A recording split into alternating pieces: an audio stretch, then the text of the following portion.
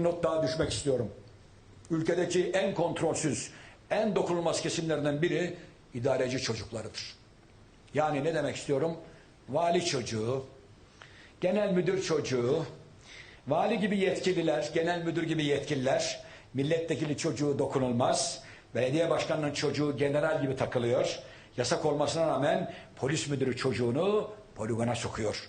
Ve işte o babanın evindeki silahlarla bir çocuk okul basıyor. Bu yaşananlar tam bir 3. dünya ülkesi manzarasıdır. Babası Cumhurbaşkanı diye evladı itibar görüyorsa, babası rektör diyerek çocuğu akademisyen yapılıyorsa, babası milletvekili diyerek çocukları mecliste sınavsız yetkili yerlere geliyorsa, istisnai kadrolarla memur yapılıp ardından da genel müdür yapılıyorlarsa, sadece memur olmaları yetmiyor ve bunu yapılıyorsa ülkede torpil ve kayırmacılık ve de nepotizm ahlaksızlığını bitirebilmek mümkün değildir.